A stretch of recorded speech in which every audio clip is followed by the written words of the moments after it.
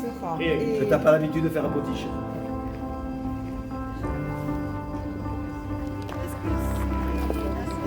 Ouais.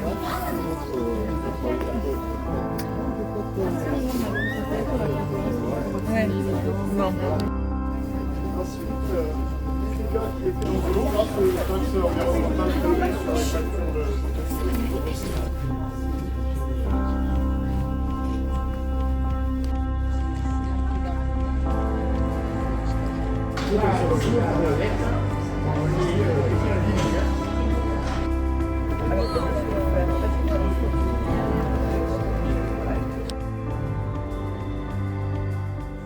Bien, donc mesdames, messieurs, nous voici de nouveau réunis pour célébrer le village des sciences.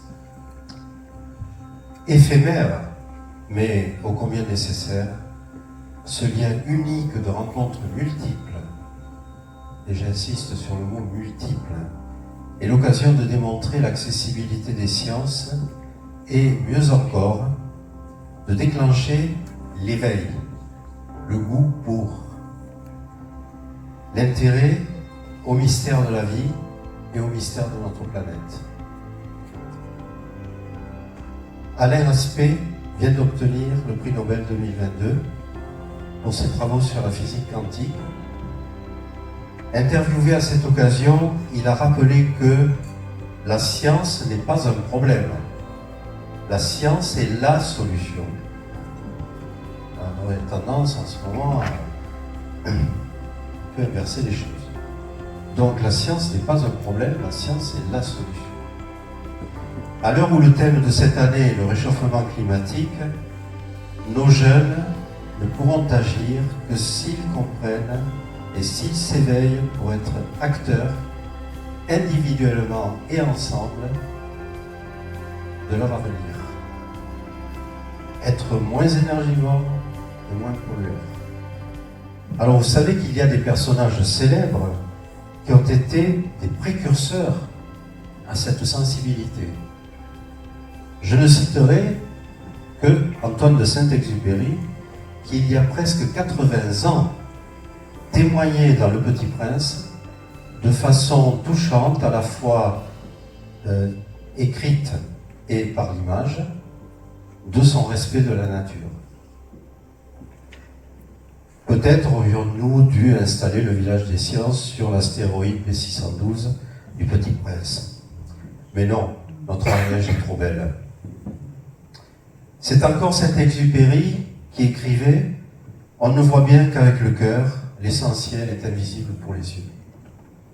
Puissent nos élèves ressortir de ce village avec, au fond du cœur, le besoin d'agir vite et bien pour sauver notre belle planète bleue. Je vous remercie de votre attention.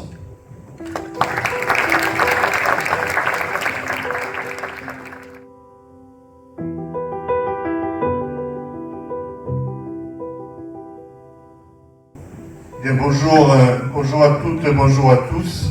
Et je tiens à saluer d'abord les personnalités ici présentes, monsieur l'inspecteur d'académie, monsieur l'inspecteur de la circonscription de Saint-Dizier, d'abord je vois madame Canal aussi pour la région, et je vois mon ami Thomas Fromentin, président de l'Aglo-Foire-Marie, vous toutes et vous tous.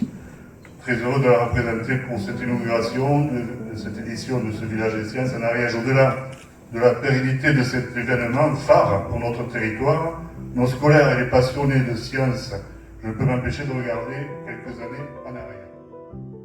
Bonjour à tous, je suis Pascal Canal, conseillère régionale. Je représente et excuse donc Carole Delga aujourd'hui pour cette belle et réussie fête des sciences. Ça sera un mot rapide pour vous rappeler à tous l'intérêt et l'engagement de la région Occitanie dans le domaine de la recherche scientifique et de l'innovation et sur encore d'autres solutions, notamment sur le plan de la transition énergétique qui devient aussi une de nos grandes préoccupations, et nous sommes aussi ici avec vous dans une urgence dans ce domaine.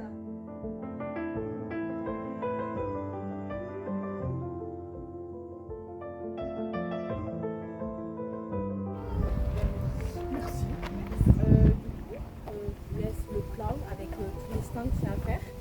Donc là, vous avez le nom des stands des écoles, et là, vous avez tous les intitulés de tous les stands. Il faut savoir qu'il y en a quelques-uns qui ne sont pas là aujourd'hui, parce qu'ils ne sont pas totalement installés. D'accord. Si vous avez des questions, n'hésitez pas à revenir vers nous. Après l'accès libre, vous circulez partout sur le site. Bonjour à tous, ce sera un mot très rapide pour évidemment vous dire le plaisir que l'agglomération Foix-Marie, qui est propriétaire de ces lieux, nous avons vraiment le plaisir de vous accueillir, comme désormais depuis de nombreuses années, de mettre à disposition l'ensemble de ces équipements. Je vais vous dire une chose assez simple. Il se trouve que cet après-midi, je m'en vais à Toulouse pour parler devant les journées nationales des agences d'urbanisme. Et donc, bien sûr, la thématique, c'est celle du changement et du changement climatique. Et donc, on nous dit, mais qu'est-ce qu'il faut faire? Qu'est-ce qu'il faut faire? Une partie de la clé, elle est là, elle est dans cette salle. Elle est dans l'éducation. Elle est dans le fait de comprendre que ce que le GIEC dit depuis des années, ce ne sont pas des élucubrations de grands scientifiques de haut vol, mais que c'est bien effectivement notre monde qui est durablement impacté et que la question ce sera est-ce qu'on pourra vivre de manière normale dans ce monde et puis surtout si nos rapports sociaux vont pouvoir continuer d'être équilibrés parce que c'est quand même ça l'enjeu et donc ça passe forcément par l'éducation. Monsieur le directeur, monsieur Fichet, si vous voulez bien, vous a été normal que vous preniez la parole en dernier, mais nous sommes co-invitants dans cette affaire. Merci Monsieur le Président. Donc je tenais à saluer évidemment les élus ici présents, je remercie pour leurs interventions. Aussi, et bien évidemment, je vois les cadres de l'éducation nationale qui sont présents, c'est-à-dire à la fois les chefs d'établissement, inspecteurs, Madame l'inspectrice aussi,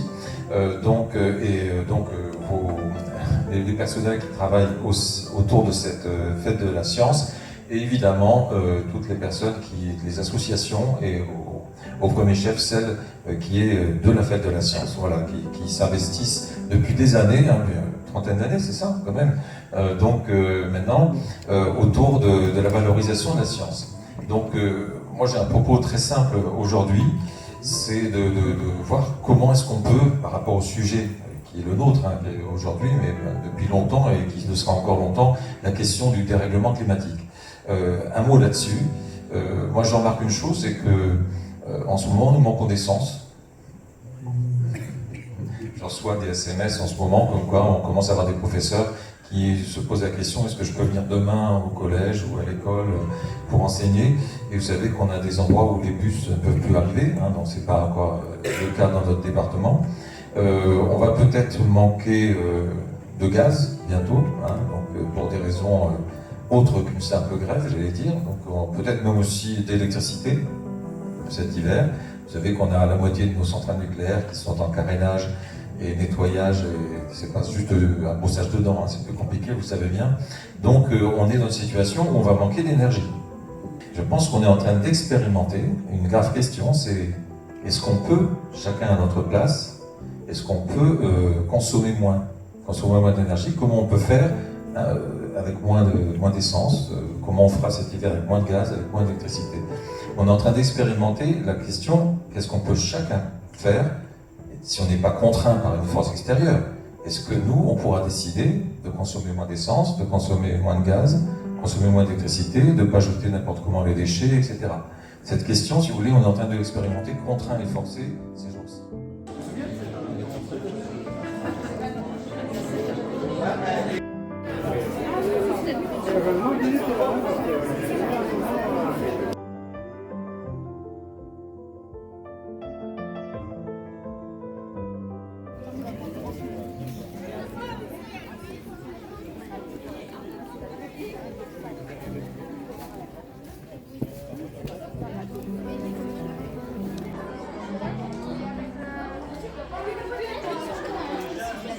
Je fais quoi là?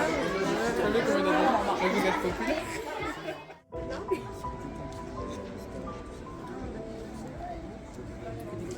Alors, donc on développe à la Ligue de l'enseignement des actions d'éducation vers l'école et aussi vers d'autres publics dans une dynamique d'éducation permanente, d'éducation tout au long de la vie. Et là, on s'est formé à un outil qui s'appelle la fresque du climat. C'est un outil de vulgarisation scientifique sous forme de jeu, avec des cartes assez pédagogiques, pour permettre de comprendre aux jeunes et aux moins jeunes la dynamique de changement climatique via un effet de cause à conséquence. Donc c'est ce qu'on anime aujourd'hui pour partager ce savoir au plus grand nombre et réussir à penser en termes de solutions pour l'après. Une cafetière, on y arrive mieux qu'il y a quelques années si on n'est pas très compétent. Et aussi, hop, Il y a un gaz dans l'atmosphère et il pénètre et il donne la chimie dans l'océan.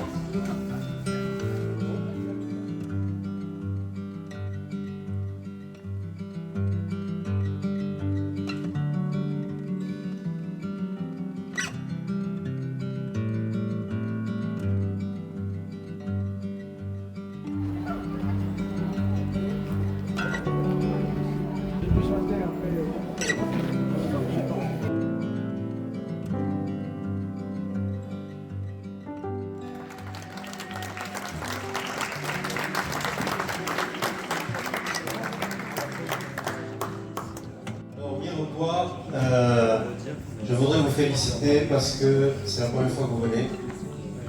Vous êtes venu sans hésiter, quand j'en ai parlé avec Claire Carlier. Tout de suite, vous avez dit présent, on y va, et puis vous avez fait preuve de dynamisme impressionnant. Donc, alors vous êtes plus grand. Donc vous, c'est Géo-Ado des éditions Milan, l'abonnement que vous avez. D'accord. Il faut remarquer quand même qu'ils ont tous des petits nuages avec leur Voilà. Voilà.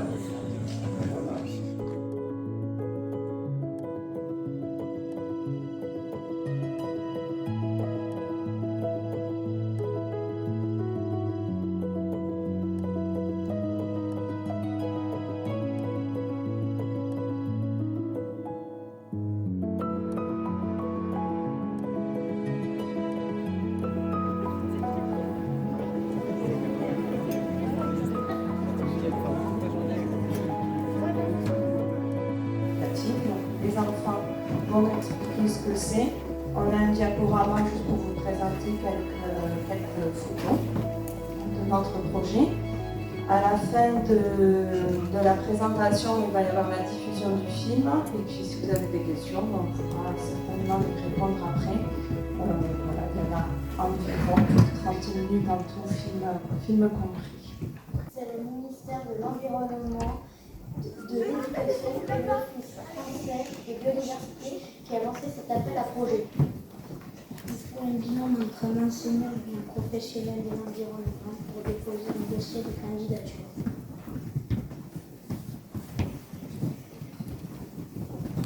Comment vous avez-vous travaillé? Attraper des petites bêtes pour les observer avec la boîte loupe. On a fait des dessins d'observation et on les a décrits comme les pattes, les ailes, les antennes, etc. Cela nous a permis de travailler. Nous avons mené des ateliers d'écoute des oiseaux pour reconnaître leur chant. On a fait des empreintes de feuilles d'arbres pour reconnaître ce qu'ils font. Nous avons également mesuré le périmètre de l'atelier. Tout cela nous a permis d'étudier notre aire pour pouvoir ensuite la protéger. Continue le projet. Il est guide à la réserve naturelle régionale du massif du Saint-Barthélemy à Montségur. Nous diffusons notre film pour convaincre d'autres écoles à créer une ATE. Il nous sert aussi à expliquer ce qu'on veut pour la nature. Le titre a été choisi lors d'un conseil de la Terre. C'est un conseil de classe spécifique au projet. Le nom de notre réserve naturelle au bord de l'Hers fait référence à la rivière du Saint-Barthélemy. Il est neutre et au bord de l'Hers. Merci à tous les enfants, bravo.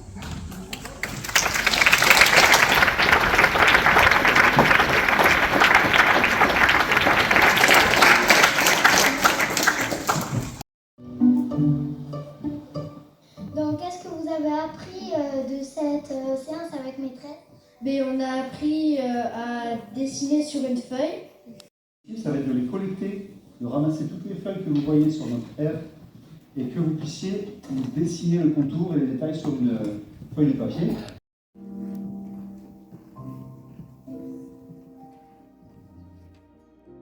Pour ce qui est de stocker le premier bidon, aucun problème, on fait comme les autres cellules.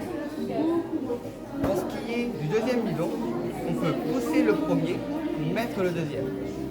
On peut faire ça sans avoir peur d'abîmer le bidon, parce que dans la réalité, le bidon est sur des roues. On parle aujourd'hui d'urgence écologique. Allez, juste 2 ou 3, et puis derrière, je vous apporterai quelques éléments. Oui.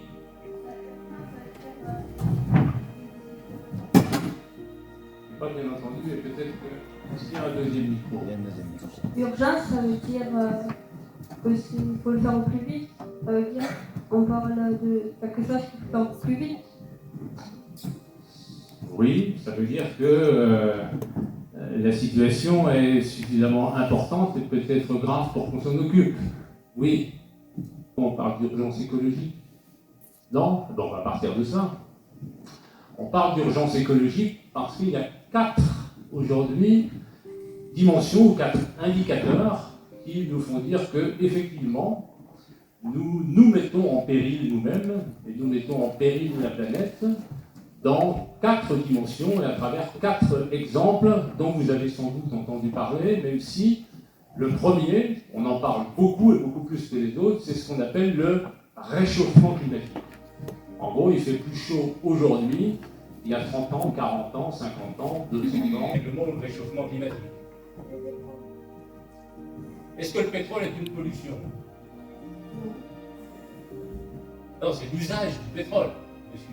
Et le pétrole lui-même, c'est une ressource qu'on appelle une ressource fossile. Fossile, ça veut dire qu'elle est présente d'une manière assez limitée, elle est le produit d'un phénomène naturel qui s'appelle la fossilisation, et c'est pour ça que souvent on va chercher ces éléments-là dans le sol, parce que c'est dans le sol que se passe la transformation d'éléments naturels, notamment de dépôts progressifs de matière organique, par exemple des feuilles, des arbres, etc., et qui produisent du pétrole, du charbon, du gaz, etc.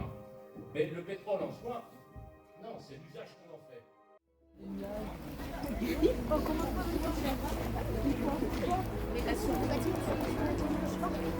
Du froid.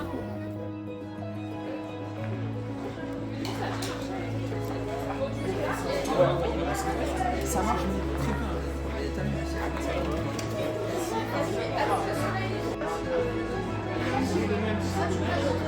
Alors en fait, s'il y a un surplus chaleur,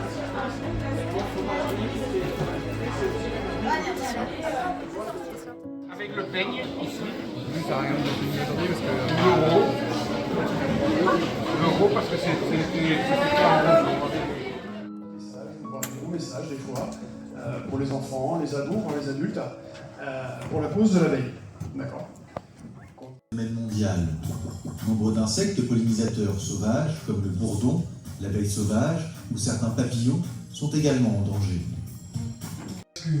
Sur une autre fleur, et du coup, la plante permet de se reproduire et de nous faire des légumes.